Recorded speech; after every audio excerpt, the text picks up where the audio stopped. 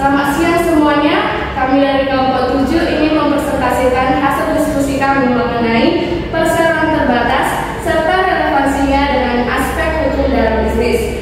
Terima kasih kepada Ibu dosen pengampu Rini Heriani SE MSc AK yang telah memberi kesempatan kami untuk mempresentasikan hasil diskusi kami. Sebelum kami memaparkannya, ada baiknya kami perkenalkan dulu. Saya Simul Simbolon sebagai moderator dan pemateri kedua. Saya Margaret Arianti Bungalahap sebagai pemateri ketiga. Saya juga Teresa Tutum sebagai pemateri pertama. Baik, tak perlu berlama-lama lagi, saya serahkan kepada anggota saya. Saya akan menjelaskan tentang apa itu perseroan terbatas. Kita mulai dari pengertian perseroan terbatas. Perseroan terbatas merupakan salah satu bentuk badan usaha yang berbadan hukum di mana modalnya terdiri dari berbagai saham-saham yang pemiliknya mempunyai suatu bagian sebanyak saham yang dimilikinya. Saham-saham yang menjadi modal pendirian perseroan bisa saja diperjualbelikan sehingga perubahan kepemilikan perusahaan bisa dilakukan tanpa perlu melakukan pembubaran perusahaan. PT atau perseroan terbatas juga dapat diartikan sebagai badan usaha yang melakukan persekutuan modal atau saham dengan kemampuan mengatur saham di mana para pemilik modal mempunyai tanggung jawab sesuai dengan besar saham miliknya. Dasar hukum. Dasar hukum perseroan terbatas atau PT di Indonesia diatur oleh Undang-Undang Nomor 40 Tahun 2007 tentang perseroan terbatas dan Peraturan Materi Hukum dan Hak Asasi Manusia Nomor 15 Tahun 2013. Pelanggaran terhadap undang-undang ini dapat berakibat serius, termasuk denda atau tuntutan pidana. Dalam menjalankan PT, hal penting yang perlu diperhatikan adalah yang pertama pendirian PT. Pendirian perseroan terbatas atau PT. Untuk mendirikan perseroan terbatas PT, Anda harus menyusun anggaran dasar perusahaan terlebih dahulu. Anggaran dasar ini harus sesuai dengan aturan yang ditetapkan dalam undang-undang. Selain itu, Anda juga harus memperoleh izin dari otoritas terkait sebelum memulai operasi bisnis. Yang kedua, struktur perusahaan. Struktur perusahaan. Perseroan terbatas atau PT harus memiliki struktur perusahaan yang jelas dan sesuai dengan aturan yang ditetapkan. Struktur ini meliputi direktur, komisaris, pemegang saham, dan lainnya. Yang ketiga, hak dan kewajiban pemilik. Hak dan kewajiban pemilik perseroan terbatas atau PT harus memahami hak dan kewajiban mereka dalam mengelola perusahaan. Misalnya, pemilik perseroan terbatas atau PT harus memastikan bahwa perusahaan membayar pajak tepat waktu, mengajukan laporan keuangan secara teratur, dan mematuhi peraturan yang berlaku. Yang keempat, perubahan anggaran dasar. Jika ada perubahan dalam anggaran dasar perseroan terbatas atau PT, pemilik perseroan terbatas atau PT harus memperoleh izin dari otoritas terkait terlebih dahulu. Jika tidak, perubahan tersebut dianggap tidak sah dan dapat berdampak buruk pada bisnis Anda. Oke, selanjutnya kita akan membahas struktur dan fungsi. Yang pertama, struktur perseroan terbatas. Pemegang saham. Pemegang saham adalah perseroan terbatas entitas yang memiliki kepemilikan saham dalam PT. Pemegang saham memiliki hak untuk mengambil perseroan terbatas penting melalui pertemuan pemegang saham. Yang kedua, Dewan Komisaris. Dewan Komisaris adalah pengawas yang bertanggung jawab atas pengawasan kegiatan direksi dan menjaga kepentingan perseroan terbatas. Dewan Komisaris umumnya terdiri dari beberapa anggota yang dipilih oleh pemegang saham. Yang ketiga, direksi. Direksi adalah organ eksklusif yang bertanggung jawab atas pengelolaan operasional sehari-hari perseroan terbatas. Direksi dipimpin oleh seorang direktur utama atau presiden direktur dan anggotanya direksi lainnya.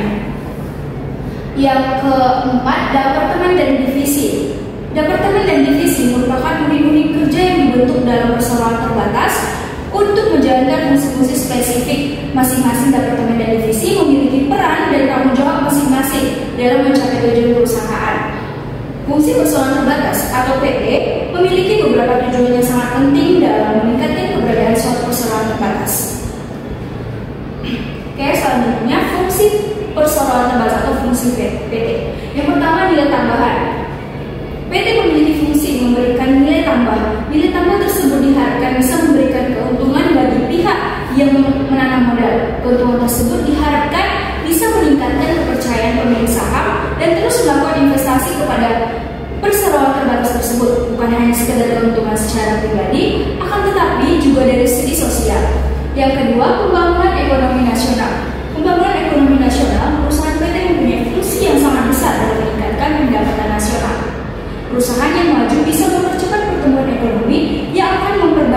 keadaan perekonomian Indonesia.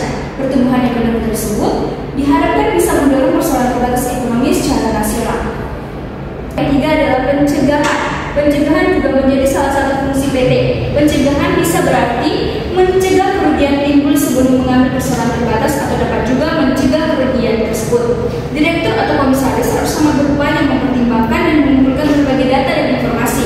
Hal ini bisa dilakukan dengan meminta kajian dari fungsi persoalan terbatas, bagian procurement, bagian hukum, bagian keuangan, ataupun dari pihak ketiga yang independen.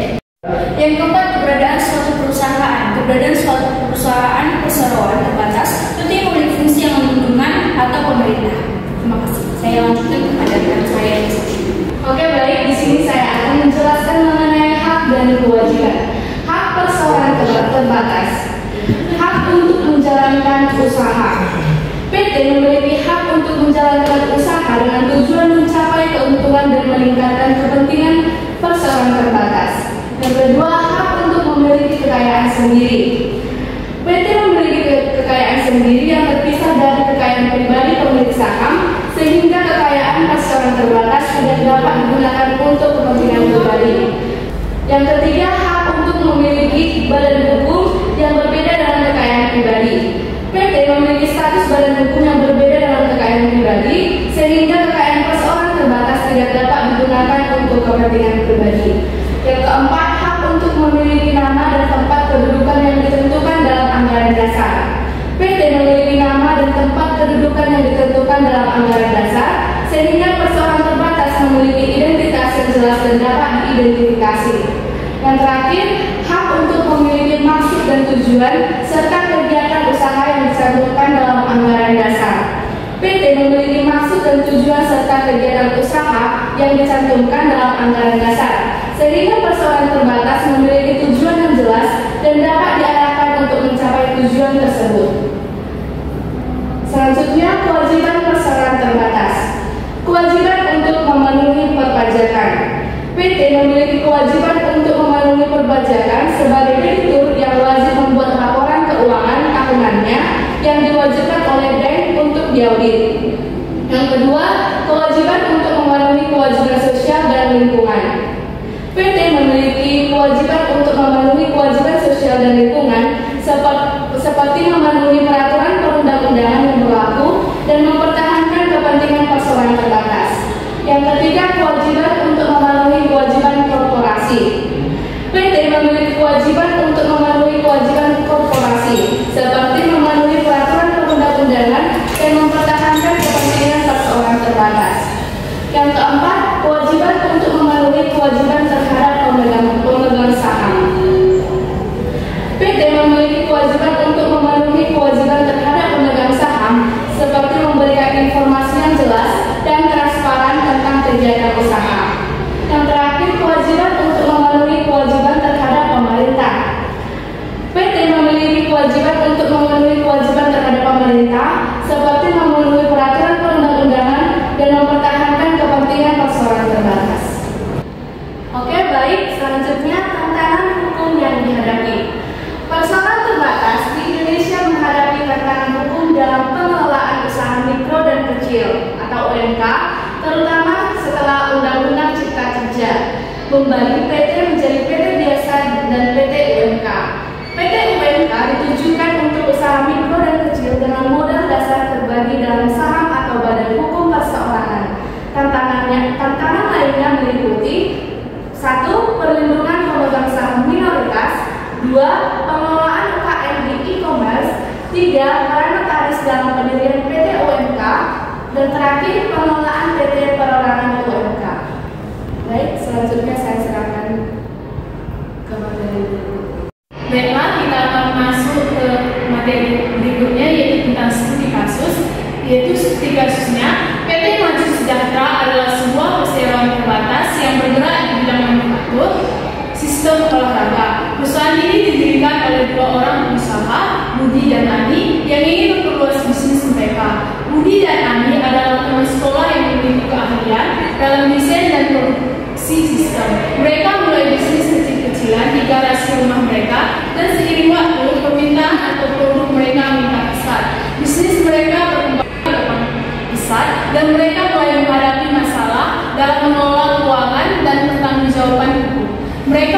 menyadari bahwa untuk mengelola risiko bisnis dan memperluas jangkauan mereka perlu membentuk sebuah perseroan terbatas serta relevansinya dengan aspek hukum dan bisnis yang terpisah dari diri mereka sendiri sebagai individu.